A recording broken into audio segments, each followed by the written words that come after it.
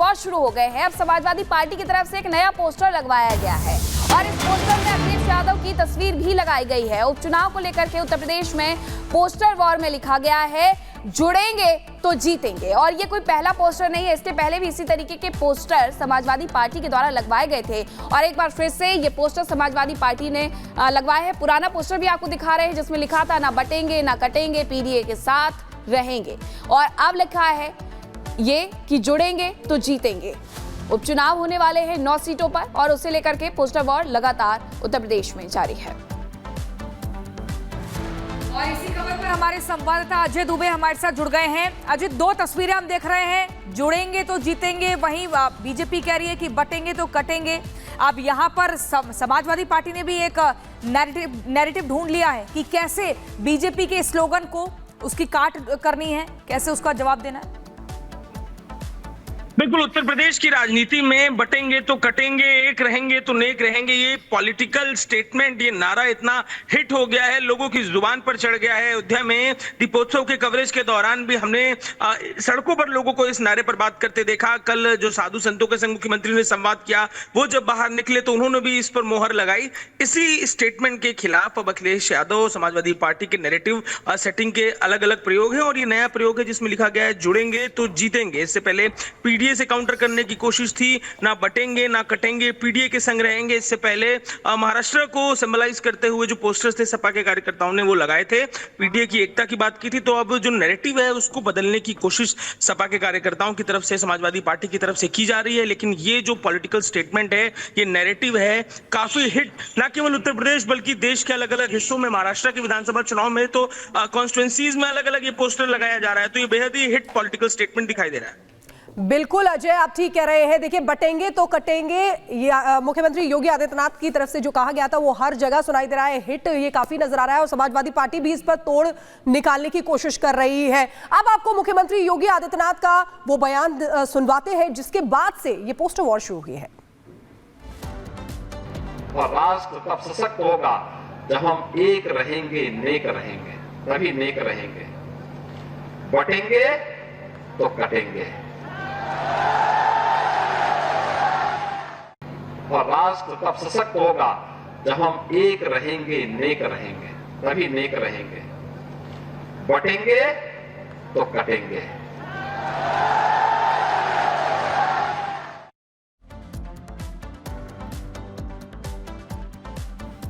और वहीं मुख्यमंत्री योगी आदित्यनाथ ने विरोधियों पर निशाना साधा है और कहा है कि राष्ट्रभक्त वही है जो राम भक्त है। और इतना ही नहीं, उन्होंने ये भी कहा है कि विरोधियों में यहाँ ये बयान दिया गया है कि विपक्ष पर सीएम योगी ने निशाना साधते हुए कि जिस तरीके से जो राम भक्त है वही राष्ट्रभक्त है और बांटने वालों में रावण दुर्योधन का डीएनए है, बांटने वालों को मौका मिला तो फिर से गुंडागर्दी करेंगे। क्या कुछ कहा उन्होंने, आपको सुनवाते हैं।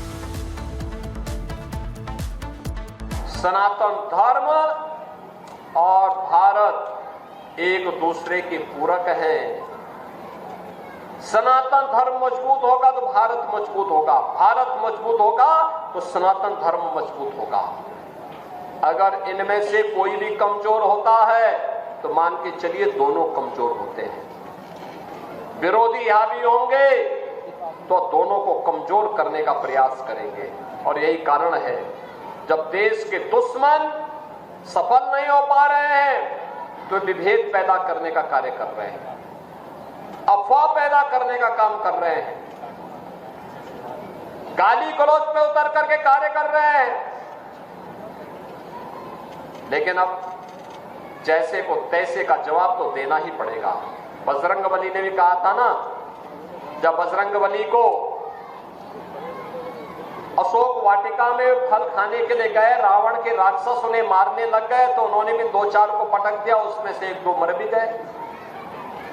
रावण के दरबार में ले गए, रावण ने पूछा कि भाई तुमने मेरे पुत्र को क्यों मार दिया, क्यों मेरे साथ के राक्षसों को मार दिया? तो हनुमान जी ने भी कहा, जे में मारे जो मुझे मारे ते में मारे, यानी जिसने मुझे मारा है मैंने उसको मारा है। वो बेवजह मैं फल खा रहा था, अरे फल तो प्रकृति के द्वारा दिया गया, मैं उसको खा रहा था, भूख लगी थी, वो मुझे मारने लग गए, पत्थर मारने लग गए, तो जो पत्थर मारते थे मैंने भी उसको मार दिया। परिणाम क्या हुआ? वही मर गए, मैं जीवित हूं, आपके सामने हूं। अब अगर आप भी कुछ करना चाहेंगे तो इसके बाद आगे भी होगा। तो रावण ने कहा कि मैं इसको पूंछ पे आग लगा दूं। तो उन्होंने कहा इसका परिणाम भी देख लो। हनुमान जी की पूंछ पे आग लगाई तो उन्होंने पूरी सोने की लंका को ही भस्म कर डाला। बहनों और भाइयों, बजरंग बली बलिए बजरंग बली। आदर्श राष्ट्रभक्त भी, जो राम भक्त होगा वही राष्ट्रभक्त भी बन सकता है और दुश्मन को दुश्मन की भाषा में जवाब भी दे सके। जो देश का दुश्मन है वो हमारा मित्र नहीं हो सकता, कभी नहीं हो सकता। देश का दुश्मन हम सबका दुश्मन है और यह संकल्प हम सबका दीपावली के पर्व पे होना चाहिए।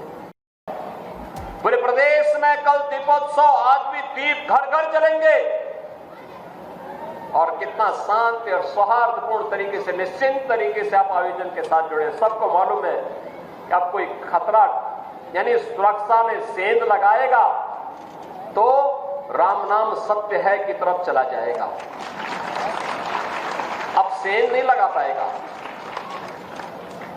अब कोई जबरन कानून को हाथ में लेगा तो उसे भी मालूम है कि कानून उसको फांसी के फंदे तक लेके चला जाएगा। अगर कोई किसी बेटी पर हाथ डालेगा, किसी राह चलती हुई किसी बहन पर की इज्जत के साथ खिलवाड़ करेगा तो उसे भी मालूम है कि ये रास्ता उसे दुर्योधन और दुशासन की गति को प्रदान कर देगा। रावण और कुंभकर्ण की तरह ही उसकी भी दुर्गति कर देगा।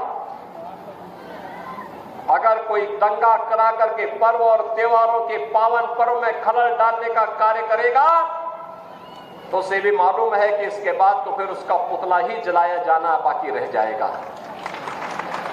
और इसीलिए जब यह गारंटी सरकार ने दी है सुरक्षा की, बिना भेदभाव के सबको सुरक्षा, सबका सम्मान, सबका विकास, सबकी समृद्धि, सुरक्षित माहौल में ही समृद्धि के अवसर बनते हैं।